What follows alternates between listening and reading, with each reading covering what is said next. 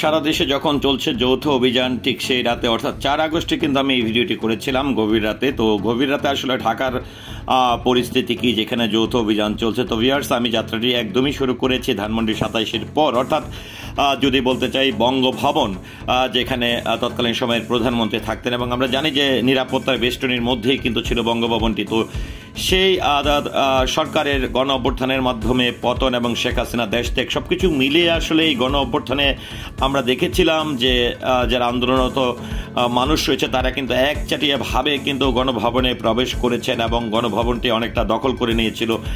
তারপর থেকে কিন্তু পরিত্যক্ত অবস্থার মতোই কিন্তু আছে সেই গণভবনটি। তো এর আগে যখন আসলে প্রধানমন্ত্রী এখানে বসবাস করতেন তখন আমরা দেখেছিলাম যে রাত 11টার পরেই কিন্তু গাবতলীর পথ থেকে যদি 27 নম্বর আসার যে রাস্তাটি রয়েছে সেটি কিন্তু ব্লক করে দেওয়া হতো, কিন্তু এখন কিন্তু দুই পাশের রাস্তায় কিন্তু একদম খোলা রয়েছে। অর্থাৎ 27 থেকে আপনি গাবতলীর দিকে যাওয়ার রাস্তা টোটালে খোলা আছে, কিংবা গাবতলীর থেকে 27-এর দিকে আসার রাস্তা, সংসদের দিকে আসার রাস্তা কিন্তু খোলা রয়েছে। তবে সংসদ ভবন এবং গণভবনের মাঝখানের যে রাস্তাটি রয়েছে সেটি কিন্তু টোটালে বন্ধ রয়েছে। তো ভিউয়ার্স, আমি কিন্তু আপনাদেরকে এই ভিডিও চিত্রের মাধ্যমে একদমই দেখানোর চেষ্টা করছি যেখানে অবৈধ অস্ত্র উদ্ধার, গোলাবারুদ উদ্ধার এবং সন্ত্রাস দমনের উদ্দেশ্যে কিন্তু সেই যৌথ অভিযানটি শুরু হয়েছে। তো সেক্ষেত্রে আসলে ঢাকার বাইরের বা ঢাকার ভেতরে যারা আসলে রাত বিরাতে বের হওয়ার অভ্যাস ছিল তাদের একটি ধারণা হতে পারে যে গত 4 তারিখ থেকে বা 4 সেপ্টেম্বর থেকে তো আমি ঘর থেকে বের হচ্ছি না। তো আসলে এই যৌথ অভিযান এই মুহূর্তে আসলে ঢাকা রাস্তাঘাটের পরিস্থিতি কি। তো ভিউয়ার্স, এটি হচ্ছে যে আরেকটি বিষয় যদি একটু বলতে চাই যে গাবতলী টু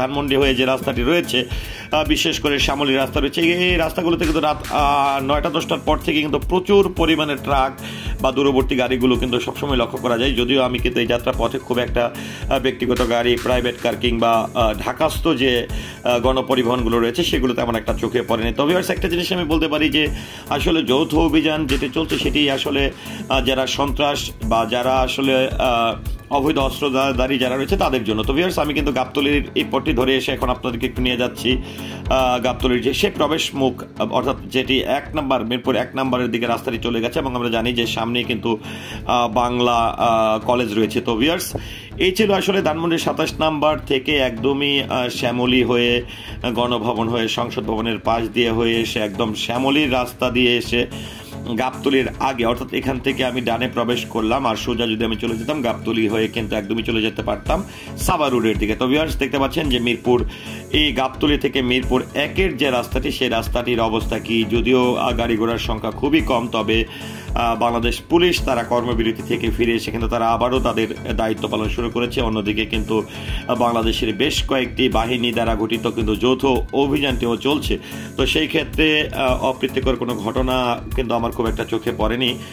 তো যাই হোক, আমি একটি কথাই পরিশেষে বলবো, যৌথ বাহিনীর এই অভিযানকে আমরা যারা সাধারণ মানুষ রয়েছে তারা যেরকম সাধুবাদ জানাচ্ছি, আসুন আমরা সবাই মিলে এই যৌথ অভিযানকে সফল করার জন্য সার্বিকভাবে সহযোগিতা করি। ভিডিওটির সঙ্গে থাকার জন্য সকলকে অসংখ্য ধন্যবাদ।